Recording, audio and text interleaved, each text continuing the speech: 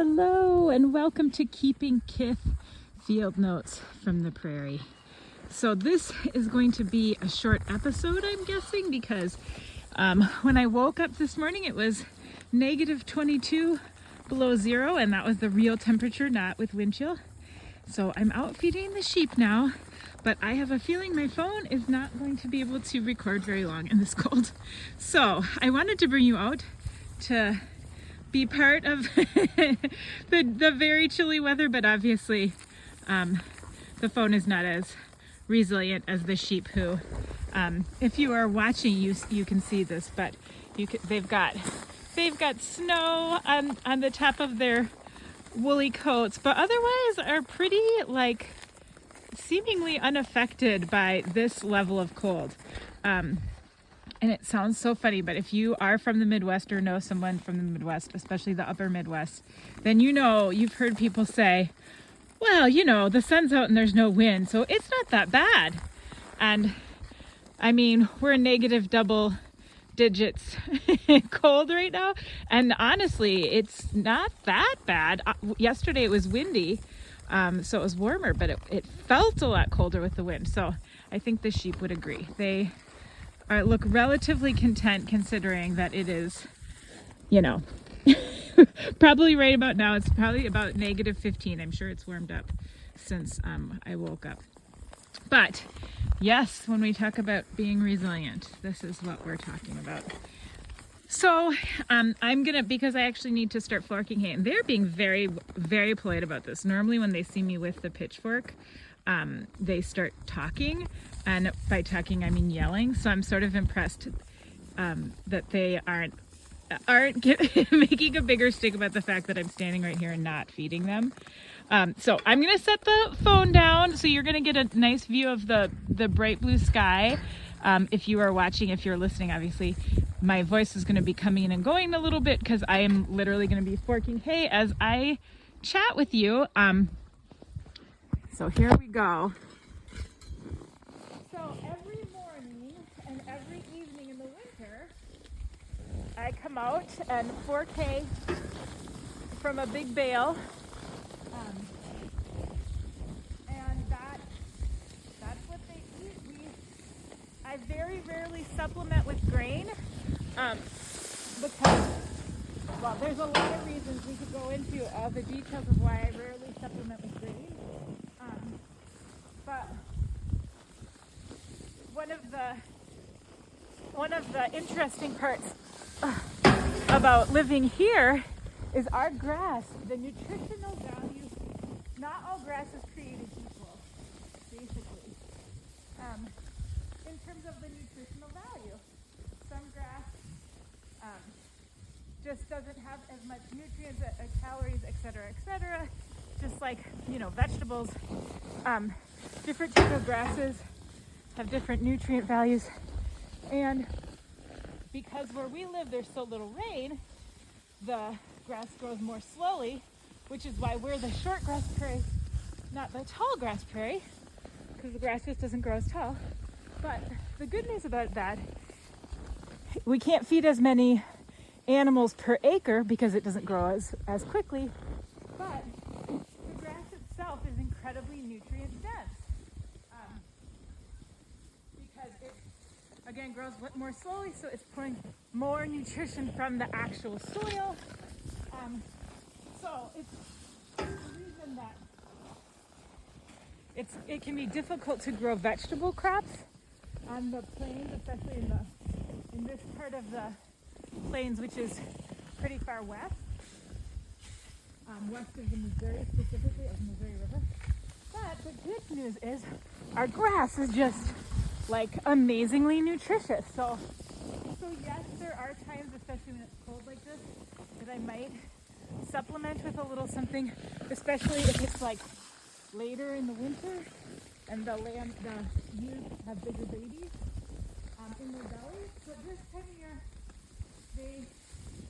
this is only one day of deep cold, and they are early enough in their gestation. I don't worry as much about them getting enough calories.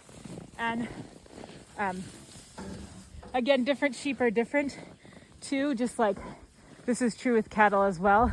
So some sheep just need, like Jersey cows, for example, need more calories because they produce so much more milk. And most of my sheep are breeds that are, well, as predicted, my phone did shut off. So I just put it back in my pocket and let it warm up. Now the sheep I was feeding, that I feed first, I call the far sheep. And then these are the near sheep. They're right by the house and our little red barn. And these are the sheep that are very old or very young.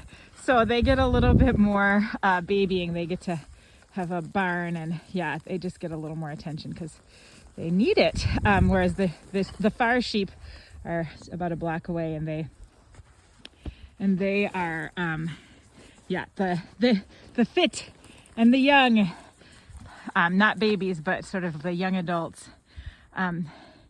Anyway, I was starting to talk about the nutritional value of here's the hay, by the way. This is what the big hay bale looks like, if you can see it. It's much, hay bales, the kind that we use are, gosh, I don't even know how much they weigh, but they weigh a lot. They are much, much bigger than me.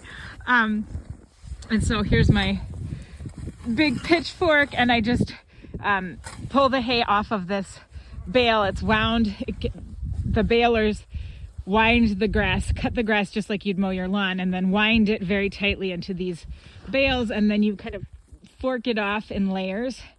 And I was saying that, like, you know, I mean, obviously, I can't think of anyone who would think, oh, -20, this sounds like great weather to go outside and hang out for a while. But winter chores are literally one of my most favorite things because it forces you to. I mean, the sheep have to eat whether you want to go out or not. It really doesn't matter the weather, they still need to eat. So yeah, you get bundled up, you head out, and then, you know, no matter how much I'm not looking forward to it, I always am grateful when it's done that I've gotten out and gotten moving. And for me personally, I'm not that big of a person. I'm not very strong. So forking hay is actually pretty good exercise. And like right now, I put on an extra sweater. So I've got my, you know, pants, coveralls over top of that, quilted coveralls, a regular sweatshirt, a wool sweater, my winter coat, you know, a hat, scarf, mittens, and I'm sweating. So, I mean, again, when it's -15, my hands are still a little bit cold. My face is a little tiny bit cold, but like under my clothes, I'm warm. And that's, again, when you live in a place where it's winter this much of the year, to be able to be out and not be uncomfortable and be able to be sort of enjoying the fresh air, the sunshine, that feels like a miracle. So I'm incredibly thankful to my sheep for giving me a reason to push myself to get out the door, and then reaping the benefits of it. So like I said, I'm going to keep this episode pretty short because I have a feeling my phone will die again here any minute. But I just want to thank you again all for joining me. This is such a fun experiment, much like getting out to feed the sheep even when I think I don't want to. Recording these just helps me too to just appreciate the beauty that I get to enjoy. So yeah, I'll end as I have been ending, with just an invitation to you to go out and meet your kith. And if you live in the southern U.S., today, I think there's a big winter storm that's going to be hitting. And in a lot of other parts of the country, you're also experiencing deep cold. So kithship might mean something very different. As in, you may not be heading out to take a hike and meet. It's so funny, though. I just heard a little bird. I wonder if it'll talk again. Because that's what I always think. At the very least, you can always just peek your head out and see if you hear any birds chatting. But I think of weather as being part of kithship too. The weather is the way. It's the language of the earth. I mean, it's weather moving across the earth is a language, and it's a conversation. So right now, I think we're having a conversation that's, the earth side is pretty loud. It's pretty cold and dramatic, and it's definitely telling us some big news, because it's not being subtle about it. Now what it means, I'm not an expert enough to say, but I would again just invite you to, if you think about the weather like that, it does change your relationship to it. So be well all, and happy Kith keeping.